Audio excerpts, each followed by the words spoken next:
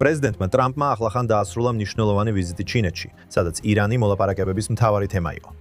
რადგან ჩინეთი ირანის მთავარი ნავთობის მყიდველია, ტრამპმა მიანიშნა, რომ პეკინის თეირანისგან დაშორება შეიძლება დაეხმაროს ომის დასრულებას, ხოლო გააფრთხილა, რომ სამხედრო გეგმები მზად არის, თუ დიპლომატია ვერ გაამართლებს. ამასობაში ისრაელი იწლებს მნიშვნელოვან სასამართლო პროცესს New York Times-ის წინააღმდეგ. მას შემდეგ, რაც გაზეთში გამოქვეყნებულმა სვეტმა ისრაელის თავდაცვის ძალების ჯარისკაცები სექსუალურ ძალადობაში დაადანაშაულა. დარჩით ჩვენთან. შემდეგ იქნება Jerusalem Minute. კეთილი იყოს თქვენი დაბრუნება Jerusalem Minute-ში JNS TV-ზე. ჩემი სახელია Josh Hasney და ჩემთან ერთად არის Alex Tremany. Alex, მიხარია რომ სტუდიაში დაბრუნდი. მინდა ცოტა მოგვიანებით ჩვენს მოგზაურობაზე ვისაუბროთ. მაგრამ ჯერ მოდი ყურადღება გავამახვილოთ პრეზიდენტ ტრამპის მოგზაურობაზე ჩინეთში გასულ პარასკევს, სადაც მან აღნიშნა, რომ პეკინთან ურთიერთობები უმჯობესდება, მიუხედავად ირანთან, ტაივანთან, ვაჭრობასა და სხვა საკითხებთან დაკავშირებული სერიოზული განსხვავებებისა. აშშ-ის ოფიციალური პირები მოუწოდებენ ჩინეთს ირანზე ზეწოლა მოახდინოს ომის დასასრულებლად და იქ ნაოსნობის თავისუფლების არდგენა. რას ვიცით კონკრეტულად პრეზიდენტის მოგზაურობის შესახებ ამ ეტაპზე, რაც ირანს ეხება? რა თქმა უნდა, ეს ძალიან გავლენას ახდენს ისრაელზე. კარგი, ვფიქრობ, ძალიან მნიშვნელოვანია გავიგოთ, რომ ტრამპის გლობალურ შაშის დაფაზე ჩინეთი ამ დაფის მეორე მხარეს ზის. ბევრი ნაბიჯი, რომელიც გადაიდგა ახლო აღმოსავლეთში, ვენესუელაში და სხვაგან, ამა თუ იმ ფორმით ჩინეთთან არის დაკავშირებული. ტრამპს ბევრი აქვს სასაუბროდ. არ არის დამთხოვა, რომ ტრამპი ჩინეთში წავიდა, მაშინ როცა ირანში სიმშვიდე. არ იქნება განახლებული სამხედრო ოპერაცია, სანამ ტრამპი არ დაბრუნდება შეერთებულ შტატებში. და ეს ვიზიტი უკვე წარსულშია. რა თქმა უნდა, ტაივანი, ტარიფები, ეს არის უმნიშვნელოვანესი საკითხები. ზოგიერთი თვალსაზრისით, ირანის საკითხი არ იყო ის, რისი გადაწყვეტაც ტრამპს აუცილებლად სურდა. მაგრამ ცხადია, თუ ჰორმუზის სრუტე დაიხურება, ეს ჩინეთზე ბევრად უფრო იმოქმედებს, ვიდრე შეერთებულ შტატებზე. დარწმუნებული ვარ, ჩინეთი ძალიან უკმაყოფილოა იმ ფაქტით, რომ მისი ნავთობის ფასდაკლებით მომწოდებელი ირანი ვეღარ ახერხებს ამ მიწოდებას. ამავე დროს სი ძინპინისთვის პრეზიდენტი ტრამპი მისგან ბევრს ითხოვს. ესე რომ, როდესაც ის თავის გლობალურ საჭადრაკო დაფას უხურებს და ყველა იმ საკითხს, რაზეც ტრამპ შეიძლება კომპრომისი სურდეს, ირანი ალბათ ყველაზე მარტივი საკითხია, რაზეც შეიძლება დათანხმდეს, რადგან ირანი განადგურებულია, ხო ასე? ტრამპმა ის ფიგურა დაპიდან აიღო. და ამ ეტაპზე ჩინეთი არ აპირებს ზედმეტად შეიწუხოს თავი, რომ აქ ეს ფიგურა გადაარჩინოს. ანუ, ეს უკვე ჩაძირული ხარჯებია. ეს ნიშნავს ფულის ჩადებას აქტივში, რომელიც ფასკარავს და არ გონია, რომ ჩინეთი ამას გააკეთებდა. ამიტომ ეს სი ძინპინს აძლევს შესაძლებლობას, რომ ამ ერთ საკითხზე დათმოს. და შეიძლება ეს ტრამპს სხვა საკითხებზე ავნებს, რადგან სი ძინპინი ამ საკითხზე დათმობაზე მიდის. ამიტომ, რა თქმა უნდა, ეს დაკავშირებულია იმასთანაც ჰორმუზის სრუტეში ხდება. ჩვენ გვინდა ვნახოთ რა მოხდება იქ. ჩინეთს აქვს ინტერესი, რომ ეს გაიხსნას. და განცხადებები, რომლებიც მისგან მოვისმინეთ, იმაზე მიუთითებს, რომ მას სურს ტრამპს დაეხმაროს და ეს კონფლიქტი დასრულდეს. კონფლიქტი, რომლის დასრულებაც ჩინეთს ნამდვილად რაძვილად რაც შეიძლება მალე სურს. პრეზიდენტმა ფაქტობრივად თქვა, რომ ჩინეთმა პირობა დადო ირანისთვის სამხედრო ტექნიკა არ მიეწოდებინა და აღნიშნა, რომ ეს იყო მნიშვნელოვანი განცხადება. მოდით ამ კლიპს გადავხედოთ. მან თქვა, რომ სამხედრო ტექნიკას არ მისცემს. ეს დიდი განცხადება. დღეს თქვა ეს. ეს დიდი განცხადება. მან ეს მტკიცედ თქვა. მაგრამ ამავე დროს აღნიშნა, რომ იცით ისინი იქიდან ბევრ ნავთობს ყიდულობენ და სრუტ ასე გააგრძელონ. მას სურს, რომ ჰორმუზის სრუტე გაიხსნას. პრეზიდენტ ამბობს ამას, მოიცადეთ ერთ წამით. არ ვიცი, ეს ვიდეო შეესაბამება თუ არა იმას, რაც ვთქვი, არაუშავს. უბრალოდ გააგრძელეთ. კარგი. მინდა ამაზე ვილაპარაკებთ ამაზე. კარგი. კიდევ ერთხელ, ჯერა თუ არა, რომ ჩინეთი ამ ეტაპზე ირანის ორბიტიდან უკან დაიხევს. თუ დაუკვირდებით იმას, რაც ტრამპმა თქვა, რომ სი ძინპინმა პირობა დადო, რომ ირანში იარაღს არ გაგზავნის, ამიტომ სი ძინპინისთვის ადვილია ტრამპს უთხრას და ამის სანაცვლოდ მე შენგან მინდა, რომ იარაღი ტაივანში არ გაგზავნო, რაც ამერიკა ტაივანში ბევრი იარაღს აგზავნიდა, რათა ჩინეთი ტაივანში შეჭრისგან შეეკავებინა. რაც ამერიკისთვის ბევრად უფრო მნიშვნელოვანი და სერიოზული საკითხია, ვიდრე ირანის საკითხი. ასე რომ თუ ჩინეთს აქვს მიზანი, რომ ტაივანში ნაკლები ამერიკული იარაღი გაიგზავნოს, მათთვის საკმაოდ მარტივია თქვან. აი ეს გვინდა ჩვენ.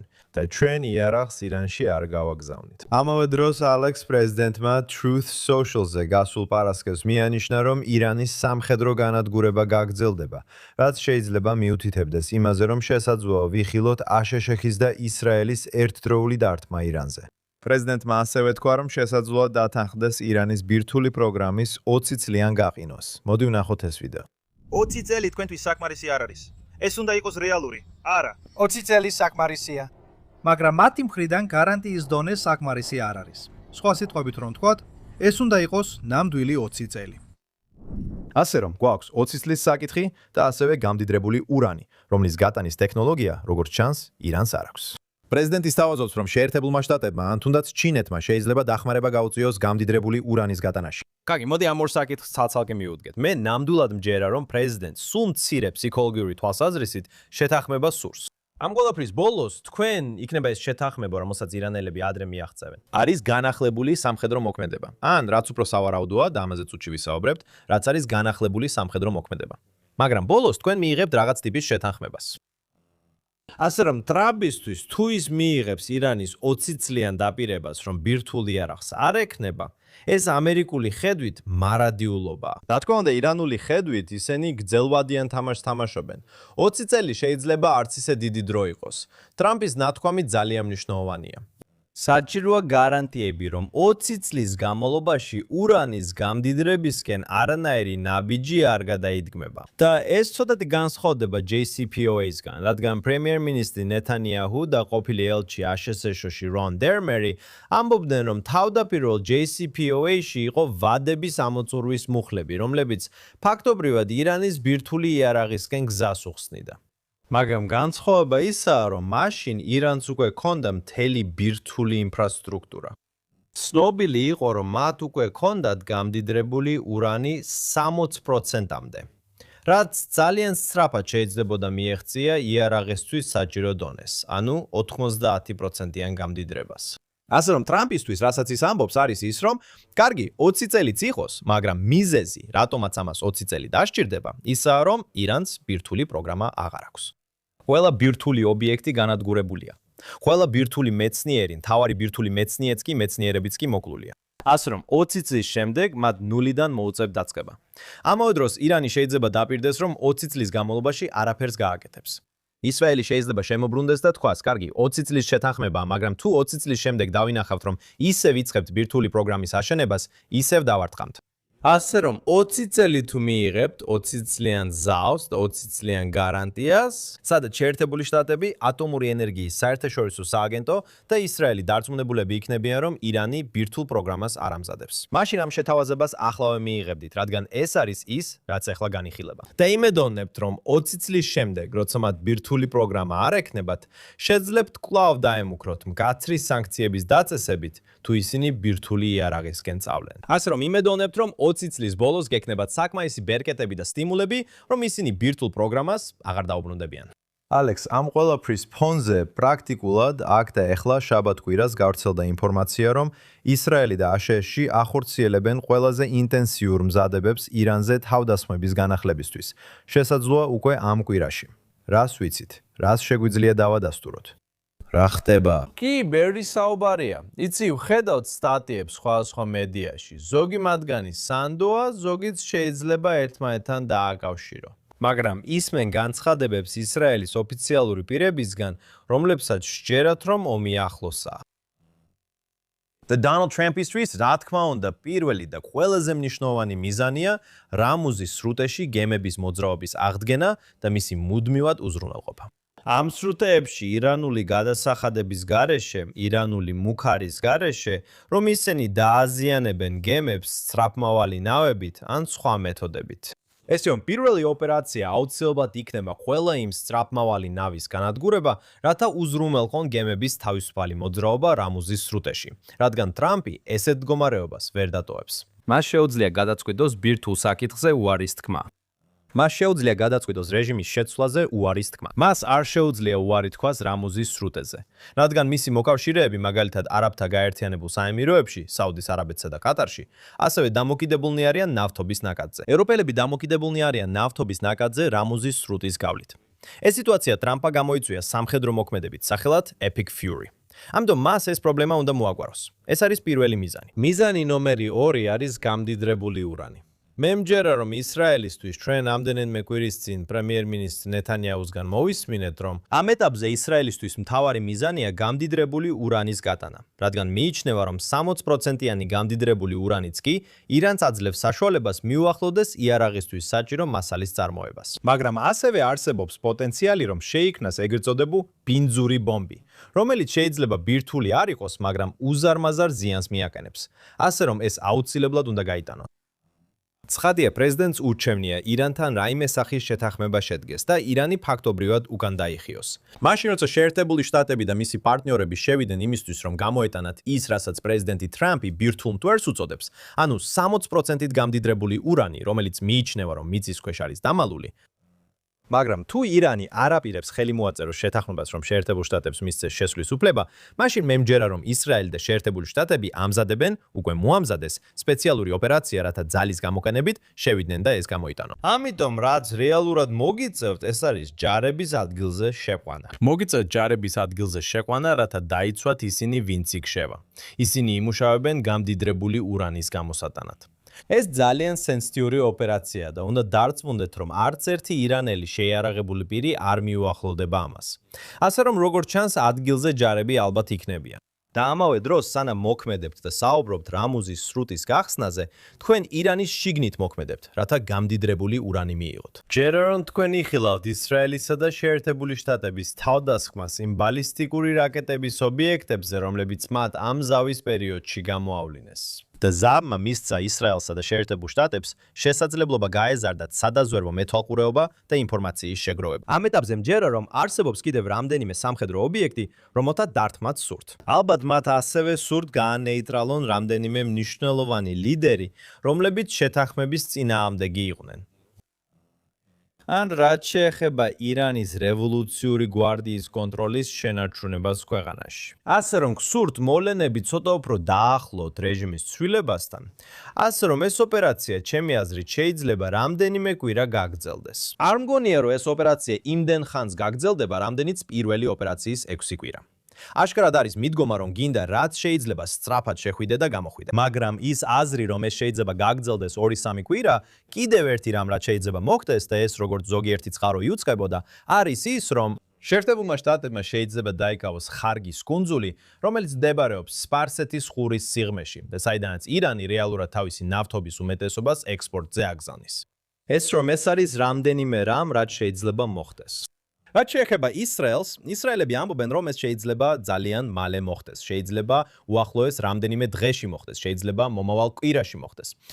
ეს რომ უბრალოდ უნდა დაველოდოთ და ვნახოთ რა მოხდება. ნახავთ რა მოხდება. მახსოვს, თავდაპირველი ცეცხლის შეწყვეტის დროს პასექი იყო, როცა ჩანდა, რომ შეთანხმება არ იქნებოდა და შემდეგ როგორც ჩანს, ბოლო მომენტში შეთანხმება შედგა. ასე რომ უნდა დაველოდოთ და ვნახოთ, როგორ განვითარდება ეს ამბავი ამ კვირაში. შეთანხმებამდე ვერ მიხვალთ. თუ ძალიან ძლიერი სამხედრო ზეწოლა არ იქნება. გულისხმობ პრემიერ-მინისტრმა ნეთანიაჰუმ თქვა, რომ მოლაპარაკებები ცეცხლის ქვეშ უნდა წარიმართოს და მე ალბათ დავეთანხმებოდი ამ შეფასებას. მაგრამ აქ პრეზიდენტმა ტრამპმა ზავი აერჩია. მაგრამ არსებობს ძალიან რეალური საფრთხე სამხედრო მოქმედებების განახლების. ასე რომ მხოლოდ მაშინ, როცა სამხედრო საფრთხე ძალიან ძლიერი და გარდაუვალია და შენი თითი ფაქტობრივად ღილაკზეა, აი მაშინ შეგიძლია პოტენციურად მიაღწიო რაიმე შეთანხმებას. და მე არ საუბრობ ყველა ისრაელელის სახელით, მაგრამ ვიცი, რომ ბევრი ისრაელელი მზად იქნებოდა ისევ ბომბსაფარებში დაბრუნებული იყო. თუ ეს ნიშნავს ირანული საფრთხის, განსაკუთრებით ბირთვული საფრთხის, ბალისტიკური რაკეტებისა და ამ ყველაფრის მნიშვნელოვნად შემცირებას. ჩვენ გამძლე ხალხი ვართ, ასე რომ ნახავთ რა მოხდება ამ კვირაში. ამავე დროს ალექს, რამდენიმე წუთის წინ შენახსენე არაბთა გაერთიანებული საამიროები. ბოლო რამდენიმე დღის განმავლობაში გავრცელდა ყველა ეს ინფორმაცია, რომ პრემიერ-მინისტრი ნეთანიაჰუ და მისი გუნდი ირანთან ომის დროს ეწვივნენ არაბთა გაერთიანებულ საამიროებს. შემდეგ გვითხრეს, რომ ისრაელის თავდაცვის ძალების შტაბის უფროსი, შინბეტის ხელმძღვანელები მგონი მოსადისაც, ყველანი ეწვივნენ არაბთა გაერთიანებულ საამიროებს ირანთან ომის დროს. ეს ყველაფერი ბოლო რამდენიმე დღის განმავლობაში ხდება ცნობილი. რა ვიცით ამ ვიზიტების შესახებ? რამდენად მნიშვნელოვანია ისინი? რა განიხილეს? ამ ეტაპზე რა ინფორმაცია გვაქვს? პირველ რიგში ვნახეთ, რომ პრემიერ-მინისტრმა თქვა, პრემიერ-მინისტრის ოფისმა განაცხადა, რომ პრემიერ-მინისტრს ჰქონდა საიდუმლო ვიზიტი არაბთა გაერთიანებულ საამიროებში. შემდეგ ზივ აგმანი, რომელიც იმ დროს შტაბის უფროსის მოვალეობის შემსრულებელი იყო, მას შემდეგ გადადგა სხვადასხვა განცხადებების გამო, რომლებიც გავრცელდა და რომლებიც მანც გააკეთა. ამაზე არც კი შევჩერდებით, მაგრამ ის გადადგა. და ეხლა მან გაავრცელა ინფორმაცია, სადაც ამბობს, რომ ნეთანიაჰუ მეფეებისთვის განკუთვნილი პატივით მიიღეს, მან დეტალებიც გაამხილა. ირანის მემკვიდრე პრინცმა შეიხ ბენ ზაიდმა პირადად წაიყვანა ნეთანიაჰუ თავისი მანქანით აეროპორტიდან სასახლემდე. ასევე გაირკვა, რომ ისრაელმა იმ ვიზიტის დროს დაფირდა რკინის გუმბათის ანტისარაკეტო სისტემის ბატარეას. ადრე უკვე გავრცელდა ინფორმაცია, რომ ისრაელმა შესაძლოა გაგზავნა რკინის გუმბათის ბატარეა, რაც ჩემი აზრით წარმოუდგენელი ჟესტია და ისრაელს თავად სჭირდება ყველა რკინის გუმბათი, რაც კი გააჩნია. მაგრამ არაბთა გაერთიანებულმა საამიროებმა ირანისგან უფრო მეტი დარტყმა მიიღო, ვიდრე ისრაელმა. ამიტომ ისრაელის მხრიდან ამ ტექნოლოგიის არაბებისთვის, არაბთა გაერთიანებული საამიროებისთვის გადაცემა ძალიან მნიშვნელოვანი ჟესტია, რომელმაც ალბათ სიცოცხლეები გადაარჩინა არაბთა გაერთიანებულ საამიროებში. და თვითონ ეს ვიზიტი, ჩემი აზრით, ნამდვილად აჩვენებს თუ როგორ იყურებიან ისრაელისკენ ზოგიერთი არაბული ქვეყანა. ადრე უკვე გავრცელდა ინფორმაცია და ეს ისრაელის Times-ში წავიკითხე. მათ ჰქონდათ მთელი სტატია იმის შესახებ, თუ როგორ იყვნენ ახლო აღმოსავლეთის ყველა ქვეყანა გაბრაზებული ისრაელზე ამ ომის გამო. ამ ქვეყნებს სურდათ, რომ ისრაელს ის გაეკეთებინა, რაც გააკეთა. მათ უნდათ, რომ შეერთებულმა შტატებმა დაასრულოს ეს საქმე. ამიტომ ნეთანიაჰუს მასპინძლობა, ვფიქრობ, ძალიან მნიშვნელოვანი ჟესტია, რომელიც აჩვენებს ნეთანიაჰუს ავტორიტეტს დიდ ახლო აღმოსავლეთში და იმას, თუ როგორ იხრებიან ეს ქვეყნები ისრაელისკენ. ძალიან კარგი ნიშანია ამ დონის თანამშრომლობის ხილვა. და რომ აბრაამის შეთანხმებები, ნორმალიზაციის შეთანხმება, რომელიც გაფორმდა არაბთა გაერთიანებულ საემიროებს, ბარეინსა და ისრაელს შორის, მტკიცედ ინარჩუნებს ძალას ამ კონფლიქტის ფონზე. ალექს, თემის შეცვლას ვცდილობ. შენ და მე ორივემ ძალიან კარგად ვიცით, რამდენად მნიშვნელოვანია მედიაში მიმდინარე ბრძოლა, ფაქტების სწორად მიწოდება. სწორედ ამიტომ არსებობს JNS. თუმცა რამდენიმე დღის წინ New York Times-მა გამოაქვეყნა სარედაქციო სტატია ნიკოლას ქრისტოფისგან, რომელიც მათი ერთ-ერთი ავტორია, ერთ-ერთი უფროსი ავტორი. ისრაელის წინააღმდეგ ყველა ამ ბრალდების ფონზე, მათ შორის ბრალდებები თითქოს ისრაელის ძაღლები არაბ პატიმრებს აუპატიურებდნენ ციხეებში, ისრაელი ახლა პირიქით იქცევა და New York Times უჩივის ამ სვეტის გამო. პრემიერ-მინისტრმა ბენიამინ ნეთანიაჰუმ და საგარეო საქმეთა მინისტრმა გიდონ სარმა გასულ ხუთშაბათს განაცხადეს, რომ იწყებენ სარჩელს New York Times-ის წინააღმდეგ. იმის გამო, რომ გამოაქვეყნეს, როგორც თავად ამბობენ, არა ყველა ის სიახლე, რაც დასაბეჭდია, არამედ ერთ-ერთი ყველაზე საზარელი და დამახინჯებული ტყუილი, რაც კი ოდესმე გამოქვეყნებულა ისრაელის სახელმწიფოს წინააღმდეგ. და ახლა სწორედ ამ ეტაპზე ვართ. აქ ბევრი რამ არის გასარკვევი. პირველი არის ამ ამბის დრო. ისრაელმა გამოაქვეყნა ძალიან ვრცელი ანგარიში სექსუალური ძალადობის შესახებ, რომელიც მოხდა 7 ოქტომბერს ათასობით მოწმის, ფოტოს, ვიდეოს და დოკუმენტირებული მასალების თანხლებით, რომლებიც აჩვენებს იმ სექსუალური ძალადობის დონეს, რაც ჰამასმა ჩაიდინა 7 ოქტომბერს. ასე რომ გასაკვირი არ არის, რომ სწორედ იმავე კვირაში, როდესაც ისრაელს აქვს ეს სრული ანგარიში ჰამასის მიერ ჩადენილი სექსუალური ძალადობის მასშტაბებსა და დონეზე, რომ ნიკ კრისტოფი გამოვა სტატიით New York Times-ში და იტყვის, რომ სინამდვილეში სექსუალური ძალადობა ისრაელის მხრიდან ხდება. ეს გაკეთებული იმისთვის, რომ სრულად დაამახინჯოს, გადაფაროს და ხურადღება გადაატაინოს იმ რეალურ ანგარიშს, რომელიც ისრაელმა გამოაქვეყნა. ეხლა ნიკოლას ქრისტოფის სვეტს სულ 14 წყარო აქვს. როგორც ჩანს, ფაქტების გადამოცემება თითქმის არ ყოფილა. ცნობილია, რომ ამ 14 წყაროს ეს ინფორმაცია მიუცია და ზოგიერთი ორგანიზაცია, რომელიც იქ იყო მოხსენიებული, ანტიისრაელური ორგანიზაციებია.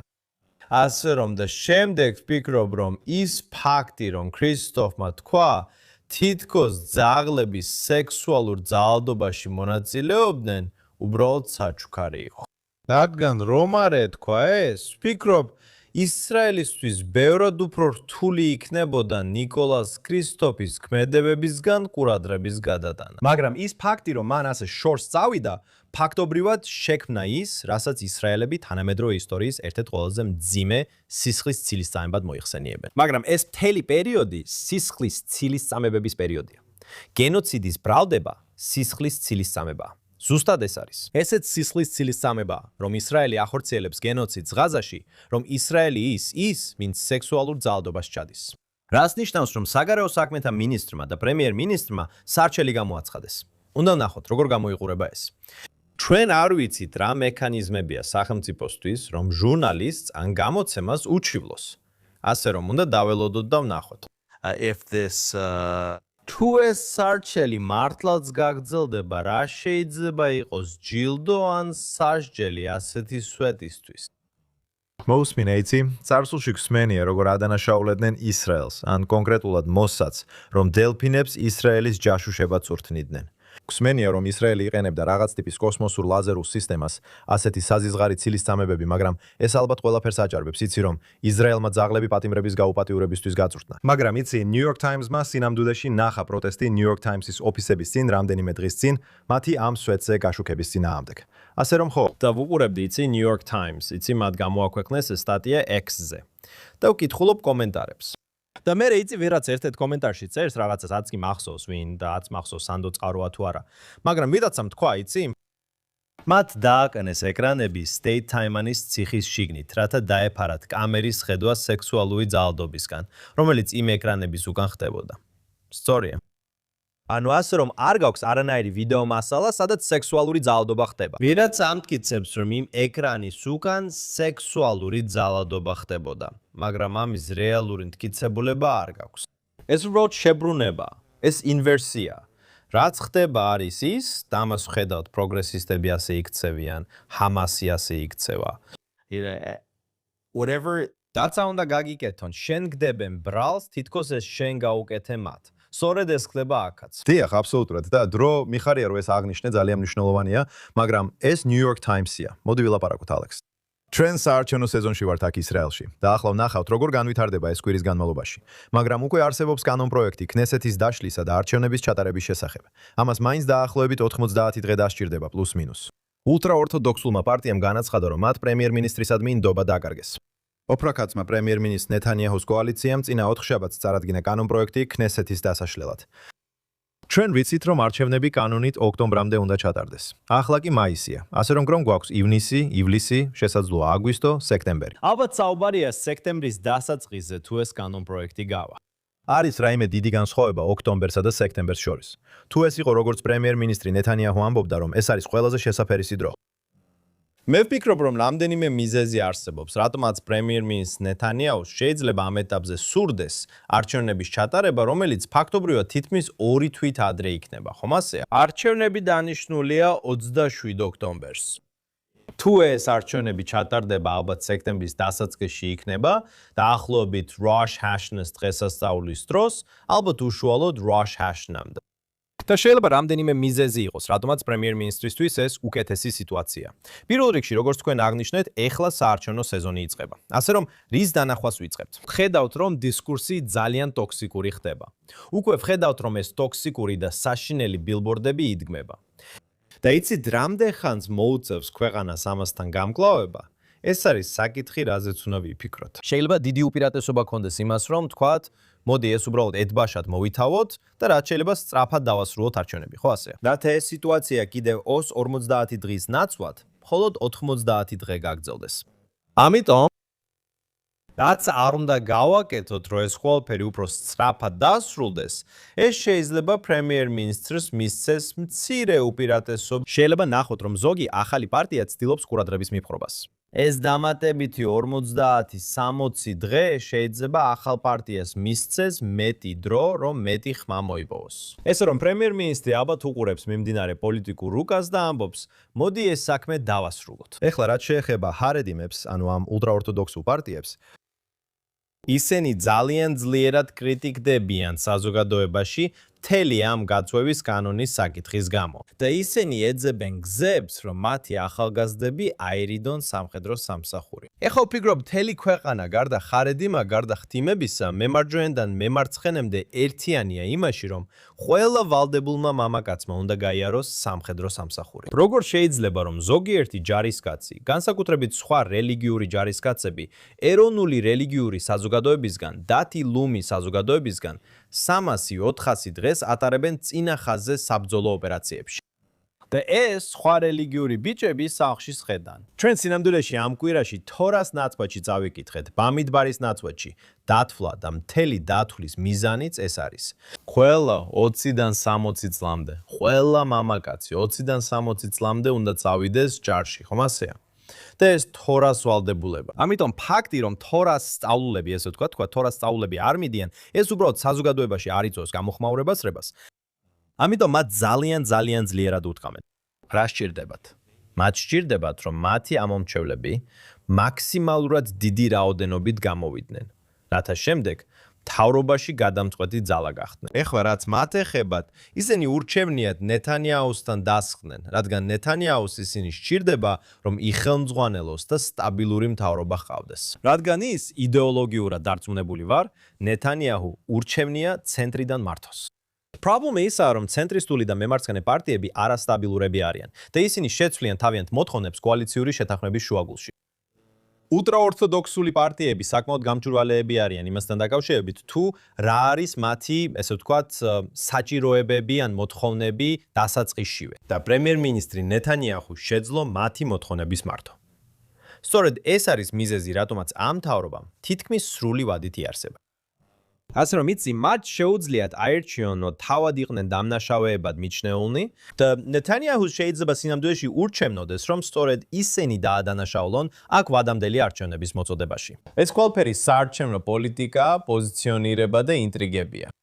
მაგრამ ვფიქრობ, რომ პრემიერ-მინისტრი შეიძლება ხედავდეს რეალურ სარგებელს ვადამდელ არჩევნებზე წასვლაში. გაგრძელება იქნება აუცილებლად დარჩით ჩვენთან და ეწვიეთ jns.org-ის ყველა საარჩევნო გაშუქებისთვის, რომელიც უკვე დაიწყო, სადაც გამოკვეთილია პარტიები და ყველა წარმომადგენელი, ვინც შეიძლება აერჩიონ მომავალ კნესეთში ამ შემოდგომას. და თუ შეხედავთ, როგორი იქნება ეს შემდეგი არჩევნები. ასე რომ ცხადია, პირველ რიგში ეს არის რეფერენდუმი ნეთანიაჰუზე. არსებობენ ადამიანები, რომლებიც მხარს უჭერენ პრემიერ-მინისტრს და მიაჩნიათ, რომ არავინ შეძლებდა ამ ომის უკეთ მართვას. ჯერ მაშინ, როცა ბაიდენი იყო ხელისუფლებაში და შემდეგ განსაკუთრებით მაშინ, როცა ტრამპი იყო ხელისუფლებაში, ამბობდნენ, რომ ამ დროს სწორედ ეს ადამიანი იყო საჭირო, რომ არავინ შეედრება ნეთანიაჰუს. ეს არის ერთი მხარე. მეორე მხრივ კი არიან ადამიანები, რომლებიც ფიქრობენ, რომ 7 ოქტომბერი სწორედ მისი მმართველობის დროს მოხდა. აქ არანაირი პასუხისგებლობა არ არსებობს. ეს არის ყველაზე დიდი კატასტროფა თანამედროვე სახელმწიფოს ისტორიაში. კონკრეტულად კი, სულ მცირე 1973 წლის შემდეგ. არ ყოფილა არანაირი პასუხისგებლობა. არ შექმნილა საგამოძიებო კომისია. და 7 ოქტომბრამდე ის უკვე იყო ხელისუფლებაში. ეხლა მას თითქმის 20 წელია, რაც თანამდებობა უკავია და ეს დემოკრატიაში ხდება. გულისხმობ იმას, რომ სოფლიოში არც ერთი დემოკრატიული ლიდერი არ არის ხელისუფლებაში უფრო დიდხანს, ვიდრე ნეთანიაჰუ. და 20 წელი ძალიან დიდი დროა. და ხალხი უბრალოდ ფიქრობს, რომ აუცილებელია შემდეგ ლიდერზე გადასვლა, მიუხედავად ყველაფრისა. მათ არ სურდათ, რომ ის ყოფილიყო პრემიერ-მინისტრი 7 ოქტომბერს.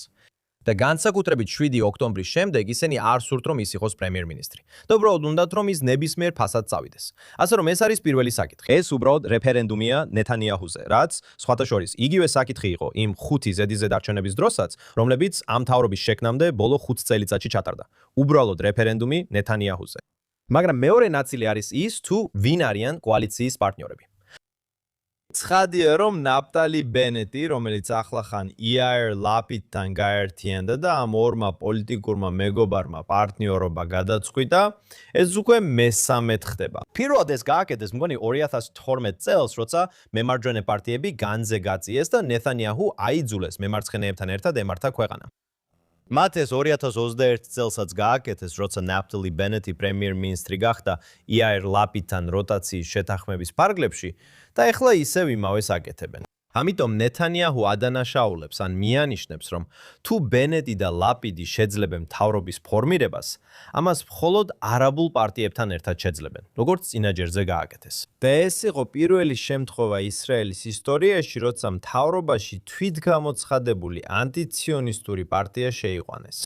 და ერთადერთი მიზეზი, რის გამოც ეს არაბული პარტია მთავრობაში შეიყვანეს, იყო ნეთანიაჰუს ხელისუფლებიდან ჩამოშორება. ასე რომ მათ ფაქტობრივად გადაკვეთეს პოლიტიკური წითელი ხაზი და ეწინააღმდეგებოდნენ ყველა სხვა ღირებულებას, რაც ისრაელელებს ჰქონდათ. იმიტომ რომ მათ უბრალოდ ფიქრობდნენ, რომ ნეთანიაჰუს პრემიერ-მინისტრად ყოფნა სახელმწიფოსთვის ან მათი ეგოსთვის უფრო დიდი საფრთხე იყო, ვიდრე არაბული პარტიის მთავრობაში ყოფნა. ამიტომაც დასხდნენ არაბულ პარტიასთან ერთად. ასე რომ ერთი მხრიდან ნეთანიაჰუ ამბობს, თუ ბენეტს აძლევთ ხმას, ნიშნავს რომ არაბული პარტია იქნება მთავრობაში. და მეორე მხრივ ნეთანიაჰუ ზის ხარედიმებთან ერთად. თუ ნეთანიაჰუმ ხარედიმებმა და ეროვნულმა რელიგიურმა პარტიებმა შეძლეს 61 ან მეტი მანდატის აღება, მაშინ ნეთანიაჰუ ისევ ჩამოაყალიბებს მემარჯვენე მთავრობას და ისევ ხარედიმებთან ერთად იქნება. ეს რომ ეს ძირითადად მთავრობაში არაბებსა და მთავრობაში ხარედიმებს შორის არჩევნებად იქცა. ასე რომ ეს არის ორი მთავარი საკითხი. აქ თითქმის აღარ არსებობს პროგრამები. არც ერთი პარტია არ ამბობს, რომ აი ეს არის ის საკითხები, რასაც მომდევნო 5 წელიწადში გავაკეთებ.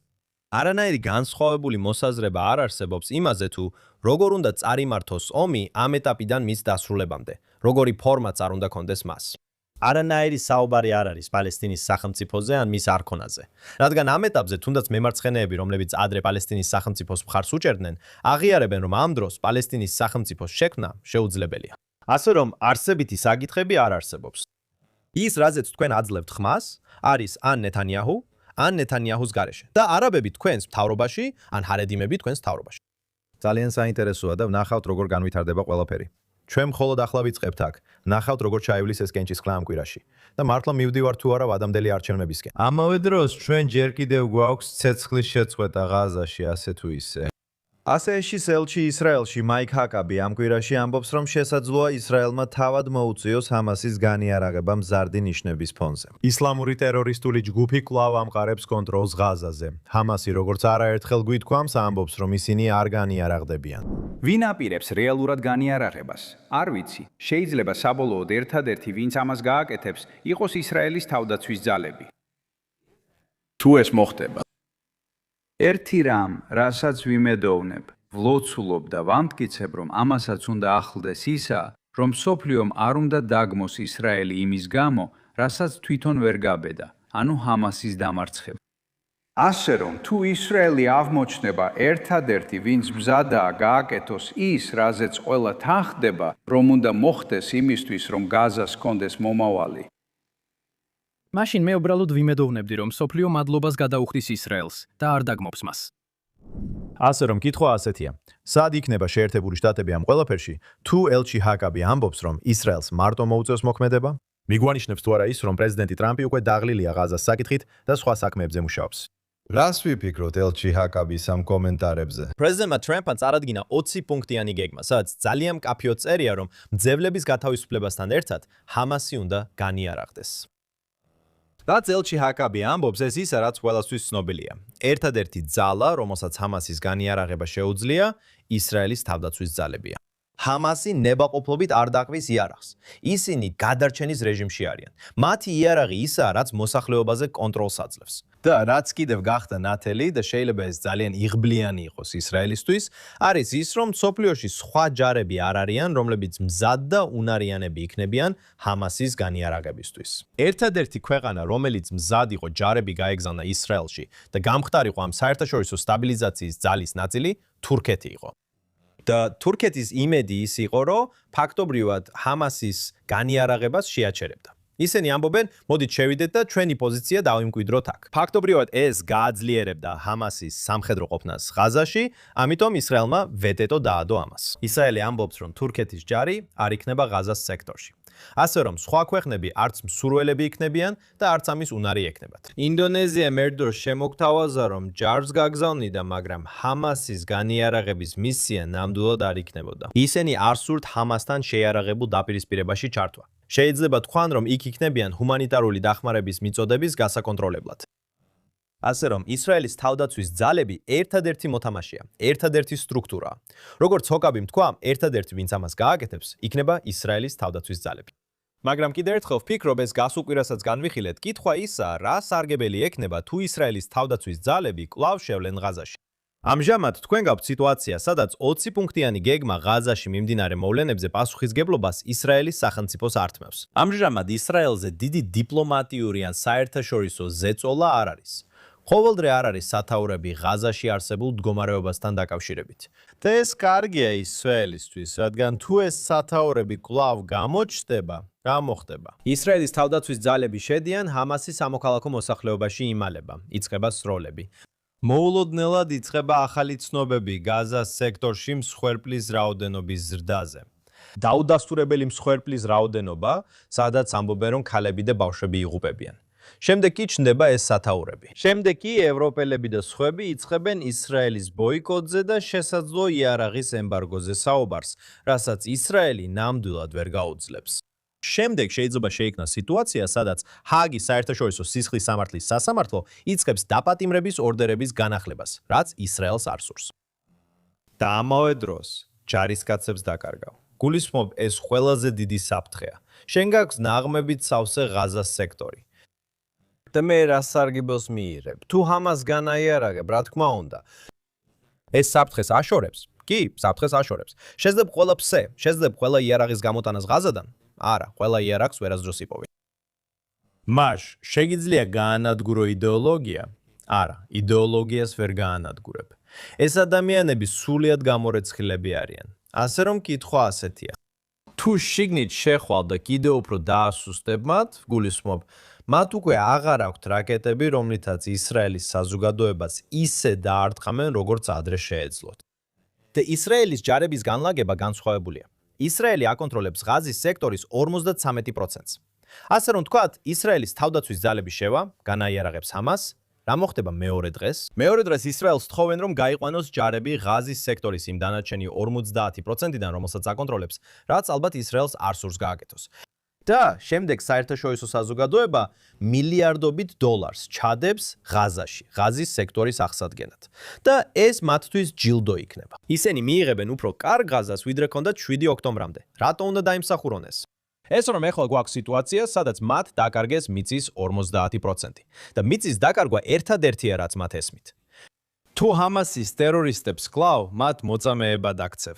ეს დიდ პატივად ითვლება იმ საზოგადოებაში და ასეა ისინი გაბრუებულნი და გაწურთნილნი. მათთვის სირცხვილის ერთადერთი რამ არის მიწის დაკარგვა. ამჟამად ისრაელი აკონტროლებს მათი მიწის ნახევარს. ამიტომ ისრაელმა უნდა შევიდეს და კიდევ მეტი მათგანი მოწამეობრივად აქციოს, რათა მიწა დაუბრუნოს და მილიარდობით დოლარი ჩაიდოს იქ. საერთოდ არ აქვს აზრი. რაც აზრიანია, არის გუშკატიფის ართგენა. ეს იქნებოდა ლოგიკური იმ ლოგიკით. კარგი, მე ვფიქრობ, რომ ყველაზე აზრიანი არის ისეთი პირობების შექმნა და ამაზე ბევრჯერ ვისაუბრეთ ომის დასაწყისში, სადაც ღაზელები თავად უნდოდათ წასვლა. ხო ესეა? თუ დაიწყებ მილიარდობით დოლარის ჩადებას აღდგენაში, რათა შექმნა რაღაც რივიერა ხმელთაშუა ზღვის სანაპიროზე, როგორც ჯარედ ქუშნერი ან სხვები საუბრობენ, მაშინ მათ ექნებათ ყველა мотиваცია დარჩენენ. თუ ნათელია, რომ ამ დანგრეული ზონის აღსადგენად მილიარდობით დოლარი არ ჩაიდება, იმედი გაქვს, რომ საზოგადოებაში გაჩნდება ძლიერი პროტესტი, რომ მათ მისცენ წასვლის უფლება. ამიტომ ვფიქრობ, რომ ამ ნებაყოფლობით ემიგრაციის სახალისებისთვის არსებული მდგომარეობა უკეთესია, ვიდრე მაშინ თუ ისრაელი შევიდოდა და ასე ვთქვათ, დაასრულებდა ამ საქმეს. ტექნიკურად კვლავ ცეცხლის შეცვლა იყო შაბათ-კვირას, თუმცა ისრაელმა გაანადგურა ჰამასის სამხედრო ფრთისხელმძღვანელი, ჰამასის სამხედრო ლიდერი. ეს მოხდა გასულ პარასკევს ღაზის ქალაქში ზუსტი დარტყმის შედეგად. ალდენ ალ-ხადადია, მისი სახელი. ალდენ ალ-ხადადი 7 ოქტომბრის მასაკრის ერთ-ერთი ორგანიზატორი, ხელმძღვანელი, ან ახალი ხელმძღვანელია, აზვანელი. ვიცი, რომ ისრაელი ანადგურებს ჰამასის ეგრეთ წოდებულ სამხედრო ფრთის უმაღლეს მეთაურებს. ჩვენ ვიცით, რომ რეალურად განსხვავება არ არის ეგრეთ წოდებული პოლიტიკურ და სამხედრო ფრთებს შორის.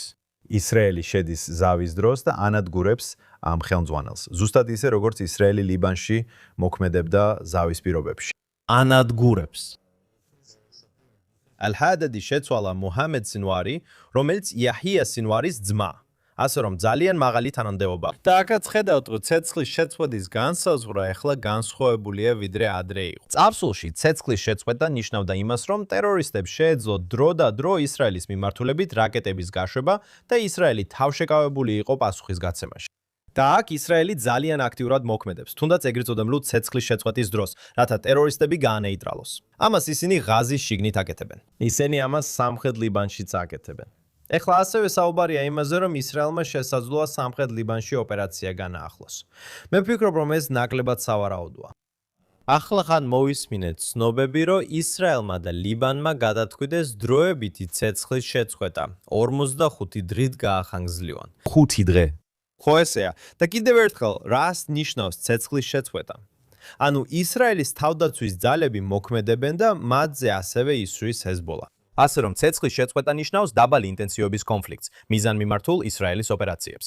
ამჟამად ლიბანელები კვლავ ესვრიან ისრაელის სასაზღვრო ქალაქებს, მაგრამ ისინი აღარ ისვრიან შორი მოქმედების რაკეტებს ჰაიფაში ან თელ-ავივში.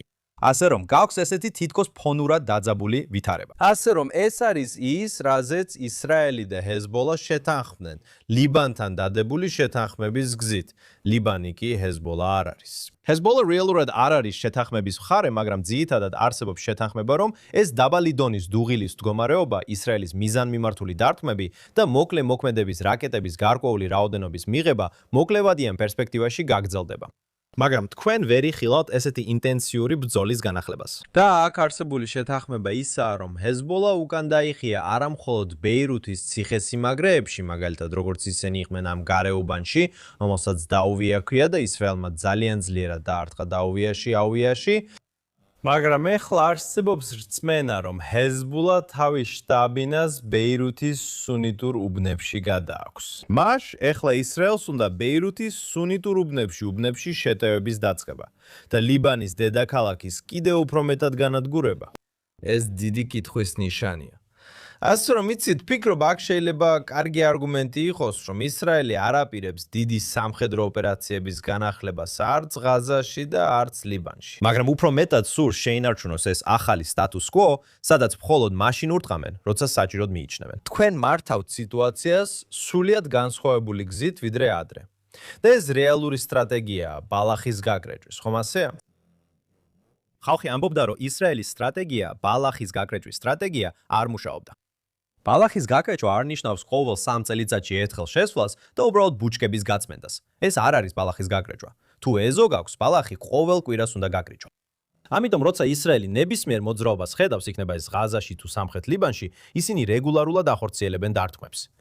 და საბოლოოდ ვერ გაანადგურებ იდეოლოგიებს და ვერ გააქრობ მათ გავლენას საკუთარ მოსახლეობაზე იარაღით, თუ არ ხარ მზად, რომ სახმელეთო ჯარებით შეიჭრა. ეს ნამდვილად შეიცავს რისკს, რომ ისრაელები ამ შეტაკებებში დანაკარგებს განიცდიან. ალექს, დრო თითქმის ამოიწურა, მაგრამ გადაცემამდე მოგვიწია საუბარი. შენ 2 კვირა შეერთებულ შტატებში გაატარე. და მითხარი, რომ ნიუ-იორკში სეირნობდი, ნიუ-იორკის ქუჩებში დადიოდი. საიდანაც ხარ, მგონი ნიუ-ჯერსი, ნიუ-იორკი. და თქვი, რომ ხალხი ძალიან შეშფოთებულია. გამოიყენე სიტყვა შეშინებული იმის აღსაწერად, თუ როგორ ვითარდება მოვლენები შეერთებულ შტატებში, ნიუ-იორკში. ისაუბრე ამაზე თუ შეგიძლია. ანტისემიტიზმზე ვსაუბრობთ, მზე ვსაუბრობთ. თუ ისეთ ადამიანებზე, როგორიცაა მამდანი შეერთებულ შტატებში, როგორ იყო შენი გამოცდილება ამ მოგზაურობის დროს? იცი, ერთი არის უშუალო ფიზიკური შეგრძნება ქუჩაში. და მართლაც ნახე ბევრი ებრაელი იარმუკი თავისუფლად მოსიარულე ნიუ-იორკის ქუჩებში. მე მინახავს ქალაქი უფრო ცუდ მდგომარეობაში, ვიდრე ამ მოგზაურობისას იყო. მაგალითად, კოვიდის დროს ყველაფერი ბევრად უარესად გამოიყურებოდა. შეიძლება წელიწადნახევრის წინ ნიუ-იორკში ვიყავი და მაშინ ქუჩებში ბევრად მეტი მიგრანტი დადიოდა. და არ ვიცი რატომ, მაგრამ ეხლა ქუჩებში ნაკლები მიგრანტია. ასე რომ სიტუაცია ცოტა უფრო მშვიდად ჩანს. მაგრამ როცა ხალხს ვესაუბრე, Upper East Side და Scarsdale-ში ბევრ სხვადასხვა ღონისძიებაზე გამოვედი სიტყვით და ათეულობით შეხვედრა მქონდა, შეიძლება ითქვას ნიუ-იორკის ცნობილ ებრაელებთან. და ისინი მეუბნებიან, რომ ძალიან დიდი შიშია. და ისინი შეშფოთებულნი არიან მამდანისა და მისი პოლიტიკის გამო.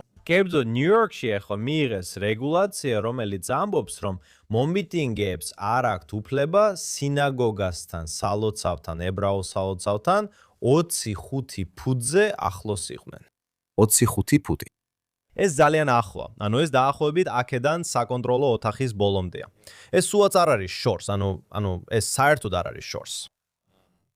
და იცი რა სჭირდება ადამიანს ან ადამიანთა და ჯგუფს, რომელიც 25 ფუტითაა დაშორებული, რომ სინაგოგაში შეიჭრას, თუ ისინი ამას გადაწყვეტენ, ხო ასე? ის ადამიანები, რომლებიც გარეთ აპროტესტებენ, ეს არ გავს აქ თელავივში მიმდინარე სასამართლო რეფორმის პროტესტებს, სადაც 70 წლის ქალები ხელში პლაკატებით დგანან და ამბობენ ბიბი ლეჩ, ბლა ბლა ბლა ბლა ბლა. ისინი უბრალოდ სიტყვიერად ავიწროებენ და უბრალოდ აწუხებენ. ესენი კი ადამიანები არიან, რომლებიც ინტიფადებს მოუწოდებენ, კარგი? და ჩვენ უკვე ვხედავთ ანტისემიტიზმის მზარდი ძალადობრივი გამოვლინებების რაოდენობას. ამ რეგულაციის მიღებით ქალაქი ამბობს: მომიტინგეებო, თქვენ შეგიძლიათ დადგეთ სინაგოგიდან 25 ფუტის დაშორებით. გულისხმობ, ეს უნდა ყოფილიყო სინაგოგიდან 150 ან 300 ფუტის დაშორებით. ან უნდა ეთქვათ, რომ საერთოდ არ გაქვთ უფლება სინაგოგასთან ახლოს გააპროტესტოთ. სინაგოგა. თუ გინდათ გააპროტესტეთ საჯარო მოედანზე ან პარკში. თქვენ არ შეგიძლიათ წახვიდეთ და გააპროტესტოთ სალოცავის წინ, ხომ ასეა? და ეს რეგულაცია არც კი ვრცელდება მაგალითად ებრაულ საზოგადოებრივ ცენტრზე ან ებრაულ სკოლაზე, რომ მხოლოდ სინაგოგაზე. მხოლოდ სინაგოგაზე. ასე რომ იცით, მათ კიდევ უფრო ახლო შეუძლიათ მისვლა. მე ვნახე ჰეზბოლას მხარდამჭერი ჯგუფის პროტესტი ბრუკლინში გასულ კვირას, რომლებიც ებრაულ უბნებში, ქუჩებში დადიოდნენ.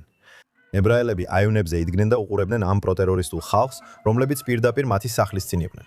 ამიტომ ფიქრობ ეს ძალიან საშიში სიტუაცია. ალბათ ნიუ-იორკში ახლა ისეთი ცუდი არ არის, როგორც ლონდონში ან ევროპის სხვა ნაწილებში ვხედავთ. მაგრამ თუ ნახავთ, როგორ ვითარდება სიტუაცია ლონდონში, როგორ მიდის პარიზში, ნიუ-იორკიც იმავე მიმართულებით მიდის. ასე რომ ფიქრობ ბევრი შეშფოთება. ეხლა ხალხი მეკითხება, მეუბნებიან რა უნდა გავაკეთოთო. მე ჟურნალისტი ვარ. უბრალოდ ვცდილობ ხალხს უთხრა სიახლეები რა მოხდა, როგორ უნდა გაიგონ, რა ხდება. მაგრამ ჩემი გზავნილი ესეთია. იყავით ფხიზლად. ეხლა ძალიან ჭკვიანურად მოეკიდეთ უსაფრთხოებას. იყავით მტკიცე, იდექით მყარად. არ მისცეთ პროტესტის მონაწილეებს იმის შეგრძნება, რომ სინაგოგაზე თავდასხმა წარმატებული შეიძლება იყოს. იყავით ჭკვიანები, იყავით ორგანიზებულები. იყავით შეიარაღებული იმით, რითიც შეგიძლიათ. ვიღაცამ თქვა, ზოგ ადგილას იარაღის ტარება შეიძლება. მე უთხარი, მაშინ ციცაკის სპრეი ატარეთ. თვითდაცვაში იყავით გაწვრთნილები. გააცნობიერეთ, რომ ეხლა სხვა პარადიგმაში ხართ. უნდა იყოთ ძლიერი. მაგრამ მეორე რამ არის, რომ იამაყოთ. იამაყეთ იმით, ვინც ხართ. იცი, დააფასეთ ის ყველაფერი, რაც ისრაელმა გააკეთა იმისთვის, რომ წარმატებული ყოფილიყო თავის სტილიყო თავის მტრებზე საკუთარ სამეზობლოში და იყავით მტკიცე, რომ ისეთივე წარმატებული იყოთ მტრებზე იქ, სადაც თქვენ ხართ. უბრალოდ იამაყეთ, რომ ებრაელი ხართ. უბრალოდ გააგრძელეთ ის, რასაც აკეთებთ. და მეორე რამ, რა თქმა უნდა, არის ის, რომ თქვენ შვილებს ასწავლოთ თქვენი ღირებულებები, ხომ ასე? ნუ მისცემთ თქვენი შვილების სკოლის მასწავლებლებს, კოლეჯის პროფესორებს, TikTok-ის ინფლუენსერებს ან პოლიტიკოსებს უფლებას ასწავლონ ღირებულებები თქვენ შვილებს. ხოლო თქვენ შეგიძლიათ ასწავლოთ თქვენი ღირებულებები თქვენს შვილებს. ეს არის თავარი გზავნილები, რომლებიც ჩემი აზრით მინდოდა გადმომეცა ადამიანებისთვის, როცა მეკითხებოდნენ, რას ვფიქრობ, რა უნდა გააკეთო. მაგრამ ნამდვილად მჯერა, რომ ადამიანებმა ძალიან ფხიზლად უნდა იმოქმედონ და მიმდინარე სიტუაციის გამო დიდ შეშფოთებას მიზიარებენ. საგან გაშუა, ამაში ეჭვი არ არის. ჩვენს ძმებსა და დებს ოკეანის გაღმა, იყავით უსაფრთხოდ. ამასთან დაკავშირებით ალექს, კეთილი იყო შენი დაბრუნება. ძალიან გვიხარია რომ დაბრუნდი. Alex Treymani, JNS-ის აღმასრულებელი დირექტორი, Josh Hastini, JNS News-ის კორესპონდენტი. მადლობა რომ შემოგვიერთდით Jerusalem Minute-ის კიდევ ერთ გამოშვებაში. აქ JNS TV-ზე. დარწმუნდით რომ გაეცნობით ყველა შესანიშნავ პროგრამას, რომელსაც JNS TV გთავაზობთ. დაგვიტოვეთ super thanks და გამოიწერეთ არხი. ასევე ეწვიეთ jns.org-ს, რომ მიიღოთ ყველა უახლესი ახალი ამბავი ისრაელიდან, ახლო აღმოსავლეთიდან და მთელი ებრაული სამყაროდან. მადლობას გადაუხდით CNT-ის გუნდის წევრებს, რომლებიც ამ ყველაფერს შესაძლებელს ხდიან. და მომავალ კვირას კვლავ ვნახავთ Jerusalem Minute-ის ეთერში, აქ JNS TV-ზე.